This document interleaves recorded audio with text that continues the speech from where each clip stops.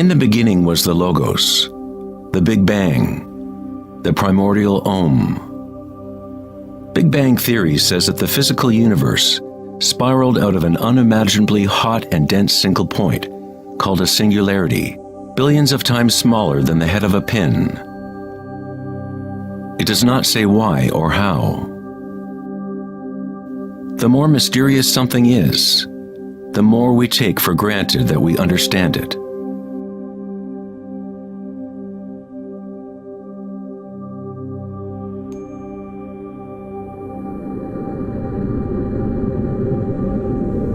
It was thought that eventually gravity would either slow the expansion or contract the universe in a big crunch. However, images from the Hubble Space Telescope show that the universe's expansion seems to be actually accelerating, expanding faster and faster as it grows out of the Big Bang. Somehow, there is more mass in the universe than physics predicted.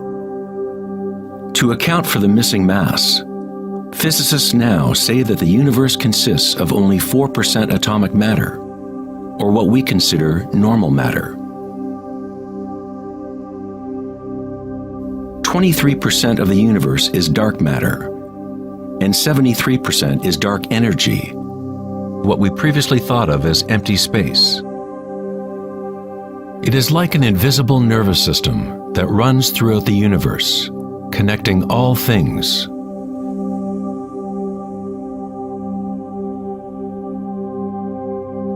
The ancient Vedic teachers taught Nada Brahma, the universe is vibration. The vibratory field is at the root of all true spiritual experience and scientific investigation. It is the same field of energy that saints, Buddhas, yogis, mystics, priests, shamans, and seers have observed by looking within themselves. It has been called Akasha, the primordial Om, Indra's net of jewels, the music of the spheres, and 1,000 other names throughout history.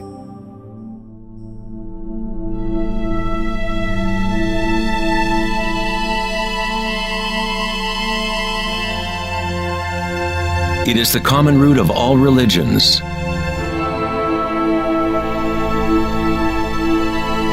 and the link between our inner worlds and our outer worlds.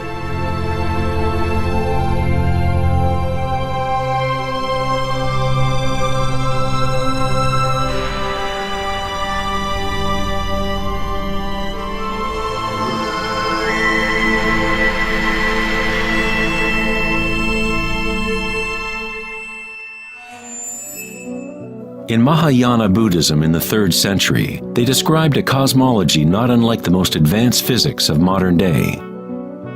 Indra's net of jewels is a metaphor used to describe a much older Vedic teaching, which illustrates the way the fabric of the universe is woven together. Indra, the king of the gods, gave birth to the sun and moves the winds and the waters. Imagine a spider web that extends into all dimensions. The web is made up of dewdrops, and every drop contains the reflection of all the other water drops. And in each reflected dewdrop, you will find the reflections of all the other droplets. The entire web in that reflection, and so on to infinity. Indra's web could be described as a holographic universe, where even the smallest stream of light contains the complete pattern of the whole.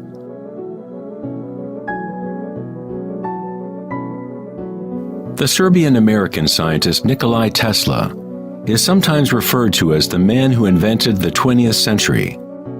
Tesla was responsible for discovering alternating current electricity and many other creations that are now part of everyday life.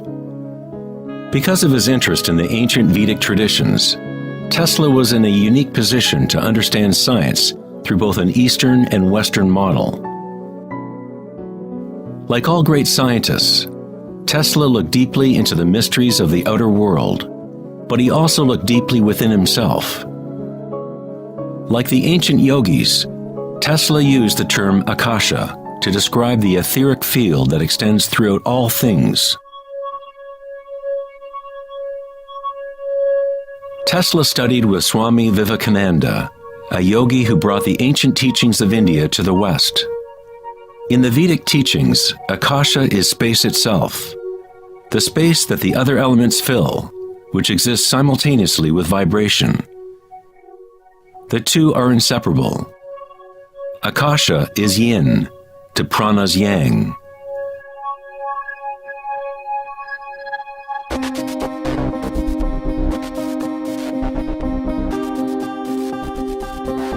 A modern concept that can help us to conceptualize akasha, or the primary substance, is the idea of fractals. It wasn't until the 1980s that advances in computers allowed us to actually visualize and reproduce mathematically the patterns in nature.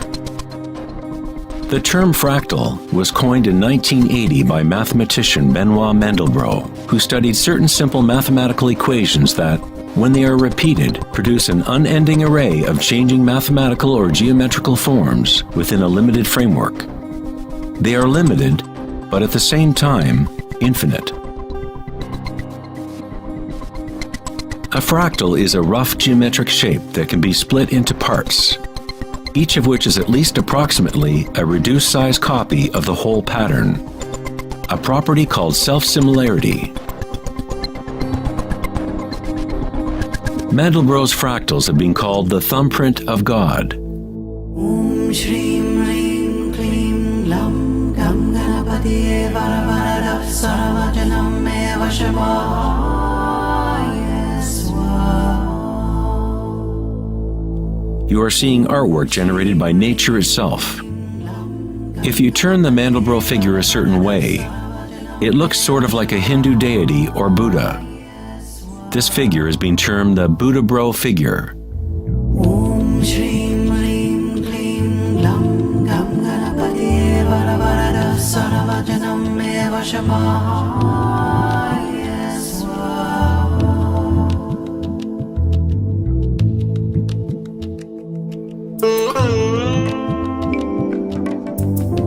If you look at some forms of ancient art and architecture, you will see that humans have long associated beauty and the sacred with fractal patterns.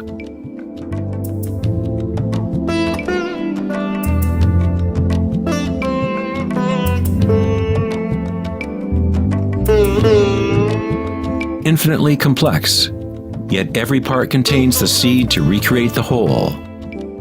Fractals have changed mathematicians' views of the universe and how it operates. With each new level of magnification, there are differences from the original. Constant change and transformation occurs as we traverse from one level of fractal detail to another. This transformation is the cosmic spiral, the embedded intelligence of the matrix of time-space.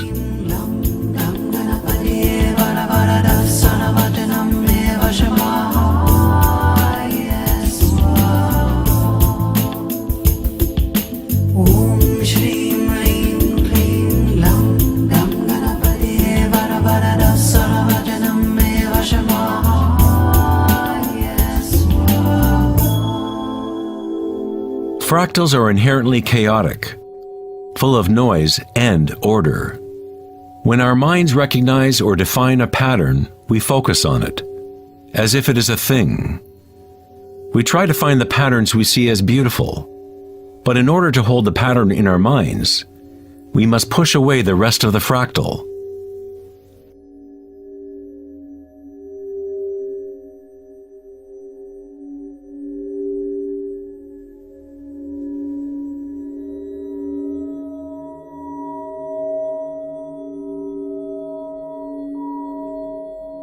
To comprehend a fractal with the senses is to limit its movement. All energy in the universe is neutral, timeless, dimensionless. Our own creativity and capacity for pattern recognition is the link between the microcosm and macrocosm, the timeless world of waves and the solid world of things. Observation is an act of creation through limitations inherent in thinking. We are creating the illusion of solidity, of things by labeling, by naming. The philosopher Kierkegaard said, "If you name me, you negate me." By giving me a name, a label, you negate all of the other things I could possibly be. You lock the particle into being a thing by pinning it down, naming it. But at the same time, you are creating it, defining it to exist. Creativity is our highest nature. With the creation of things comes time, which is what creates the illusion of solidity.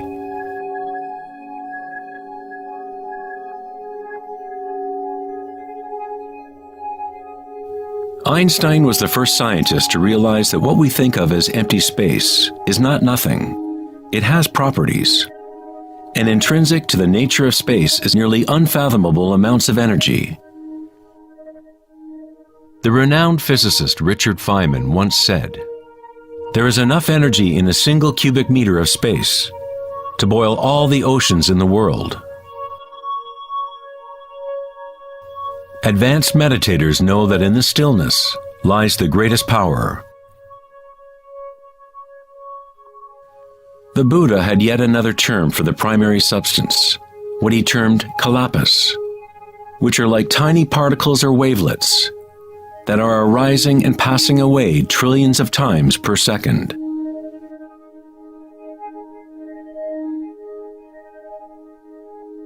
Reality is, in this sense, like a series of frames in a holographic film camera, moving quickly so as to create the illusion of continuity. When consciousness becomes perfectly still, the illusion is understood, because it is consciousness itself that drives the illusion.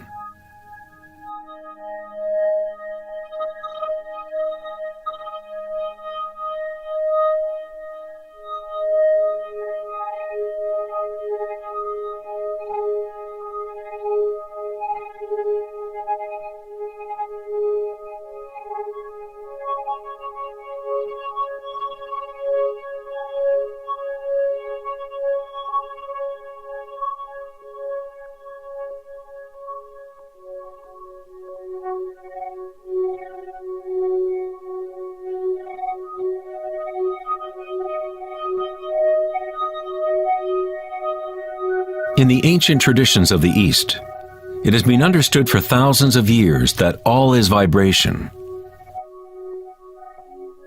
Nada Brahma, the universe is sound. The word nada means sound or vibration, and Brahma is the name for God. Brahma simultaneously is the universe and is the creator. The artist and the art are inseparable. In the Upanishads, one of the oldest human records from ancient India, it is said, Brahma the creator, sitting on a lotus, opens his eyes, and a world comes into being. Brahma closes his eyes, and a world goes out of being. Ancient mystics, yogis, and seers have maintained that there is a field at the root level of consciousness. The Akashic field, or the Akashic records, where all information, all experience, past, present, and future, exists now and always. It is this field or matrix from which all things arise, from subatomic particles to galaxies, stars, planets, and all life.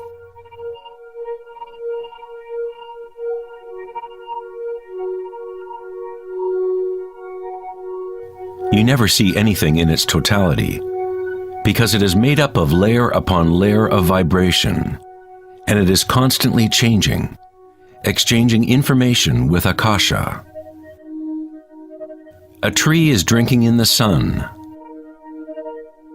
the air, the rain, the earth. a world of energy moves in and out of this thing we call a tree. When the thinking mind is still, then you see reality as it is, all aspects together. The tree and the sky and the earth, the rain and the stars are not separate. Life and death, self and other, are not separate, just as the mountain and the valley are inseparable.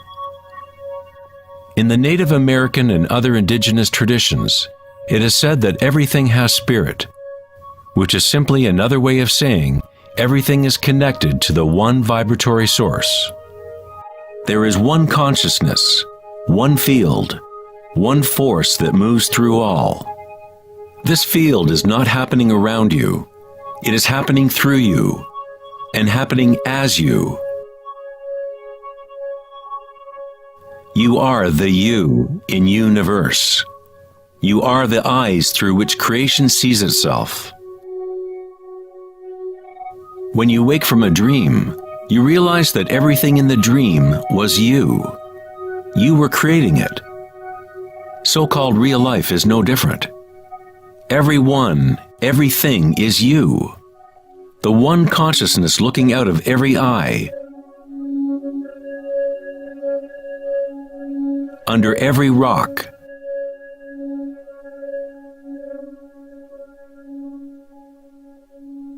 Within every particle.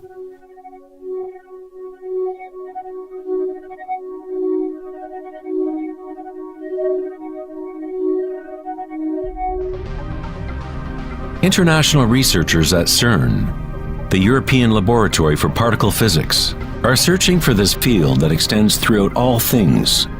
But instead of looking within, they look to the outer physical world. Researchers at the CERN laboratory in Geneva, Switzerland, announced that they had found the Higgs boson, or the God particle. The Higgs boson experiments prove scientifically that an invisible energy field fills the vacuum of space. CERN's Large Hadron Collider consists of a ring 17 miles in circumference, in which two beams of particles race in opposite directions, converging and smashing together at nearly the speed of light. Scientists observe what comes out of the violent collisions. The standard model cannot account for how particles get their mass. Everything appears to be made of vibration, but there is no thing being vibrated. It is as if there has been an invisible dancer, a shadow, dancing hidden in the ballet of the universe. All the other dancers have always danced around this hidden dancer. We have observed the choreography of the dance, but until now we could not see that dancer.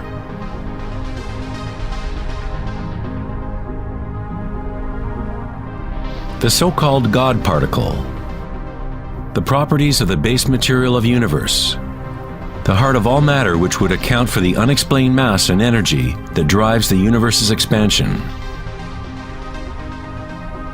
But far from explaining the nature of the universe, the discovery of the Higgs boson simply presents an even greater mystery, revealing a universe that is more mysterious than we ever imagined. Science is approaching the threshold between consciousness and matter.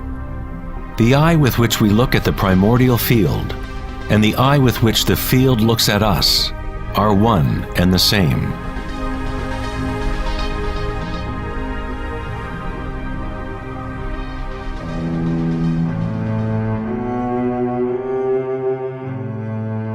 The German writer and luminary Wolfgang von Goethe said, "The wave is the primordial phenomenon which gave rise to the world."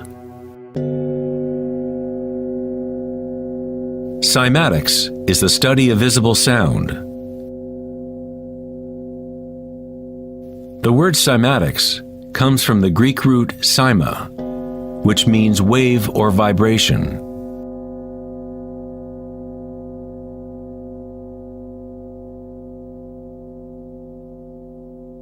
One of the first Western scientists to seriously study wave phenomena was Ernst Chladni, a German musician and physicist who lived in the 18th century. Chladni discovered that when he spread sand on metal plates and then vibrated the plates with a violin bow, the sand arranged itself into patterns. Different geometrical forms appeared depending on the vibration produced.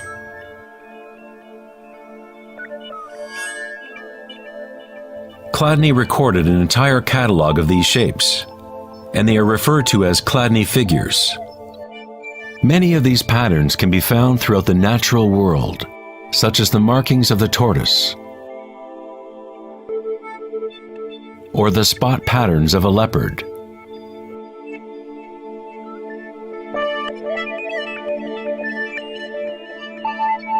Studying Chladni patterns or cymatic patterns is one secret way in which high-end guitar, violin, and other instrument makers determine the sound qualities of the instruments they make.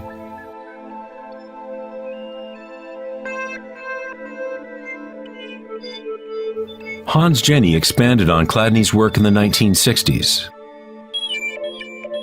Using various fluids and electronic amplification to generate sound frequencies, and coined the term cymatics. If you run simple sine waves through a dish of water, you can see patterns in the water. Depending on the frequency of the wave, different ripple patterns will appear. The higher the frequency, the more complex the pattern. These forms are repeatable, not random. The more you observe, the more you start to see how vibration arranges matter into complex forms from simple repeating waves. This water vibration has a pattern similar to a sunflower.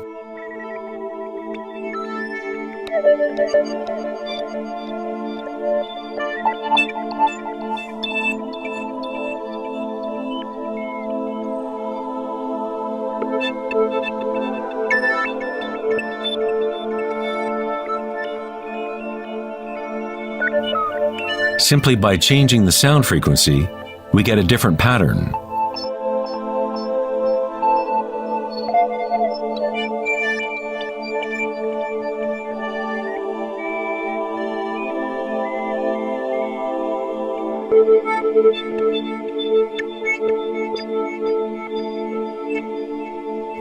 Water is a very mysterious substance. It is highly impressionable. That is, it can receive and hold on to vibration. Because of its high resonance capacity and sensitivity, and an inner readiness to resonate, the water responds instantaneously to all types of sonic waves. Vibrating water and earth make up the majority of mass in plants and animals. It is easy to observe how simple vibrations in water can create recognizable natural patterns. But as we add solids and increase the amplitude, things get even more interesting. Adding cornstarch to water, we get more complex phenomena.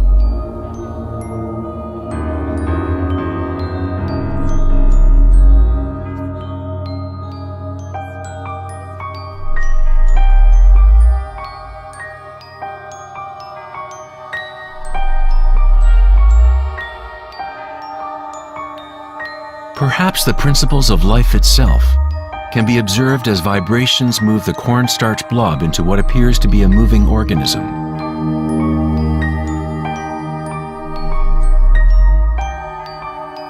The animating principle of the universe is described in every major religion, using words that reflect the understanding of that time in history. In the language of the Incas, the largest empire in pre-Columbian America, the word for human body is Alpa Kamasca, which means literally, animated earth. In Kabbalah, or Jewish mysticism, they talk about the divine name of God, the name that cannot be spoken. It cannot be spoken because it is a vibration that is everywhere. It is all words, all matter. Everything is the sacred word. The tetrahedron is the simplest shape that can exist in 3 dimensions. Something must have at least 4 points to have physical reality. The triangle structure is nature's only self-stabilizing pattern. In the Old Testament, the word tetragrammaton was often used to represent a certain manifestation of God.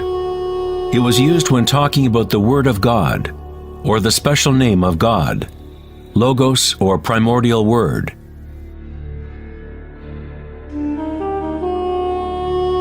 The ancient civilizations knew that at the root structure of the universe was the tetrahedral shape. Out of this shape, nature exhibits a fundamental drive toward equilibrium, Shiva, while it also has a fundamental drive towards change, Shakti.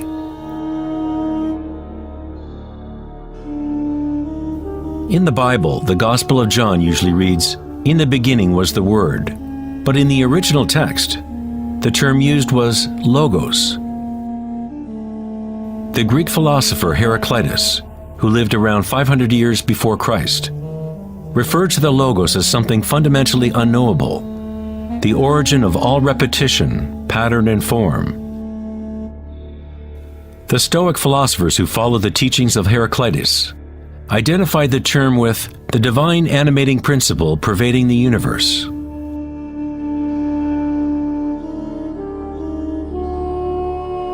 In Sufism, the Logos is everywhere and in all things.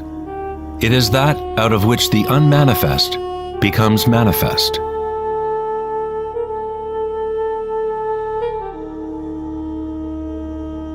In the Hindu tradition, Shiva Nataraja literally means Lord of the Dance. The whole cosmos dances to Shiva's drum. All is imbued or ensouled with the pulsation. Only as long as Shiva is dancing can the world continue to evolve and change. Otherwise, it collapses back into nothingness. While Shiva is representative of our witnessing consciousness, Shakti is the substance or stuff of the world. While Shiva lies in meditation, Shakti tries to move him, to bring him into the dance. Like yin and yang, the dancer and the dance exist as one. Logos also means unconcealed truth. He who knows the Logos knows the truth. Many layers of concealment exist in the human world, as Akasha has been swirled into complex structures, concealing the source from itself.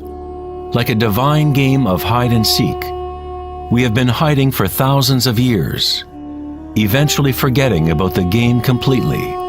We somehow forgot that there was anything to find. In Buddhism, one is taught to directly perceive the Logos, the field of change, or impermanence within oneself through meditation. When you observe your inner world, you observe subtler and subtler sensations and energies as the mind becomes more concentrated and focused. Through the direct realization of anicca, or impermanence at the root level of sensation, one becomes free of attachment to transient external forms. Once we realize there is one vibratory field that is the common root of all religions, how can we say, "my religion," or "this is my primordial Om, my quantum field"?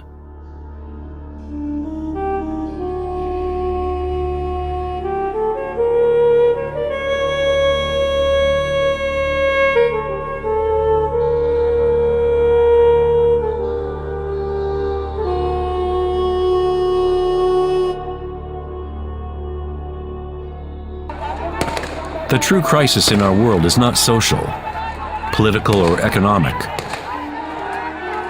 Our crisis is a crisis of consciousness, an inability to directly experience our true nature, an inability to recognize this nature in everyone and in all things.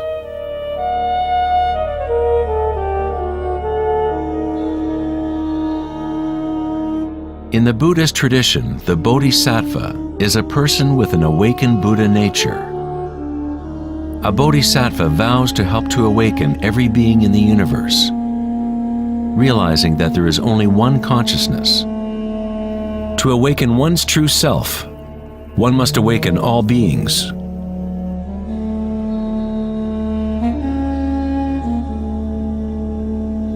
There are innumerable sentient beings in the universe. I vow to help them all to awaken. My imperfections are inexhaustible. I vow to overcome them all. The Dharma is unknowable. I vow to know it. The way of awakening is unattainable. I vow to attain it.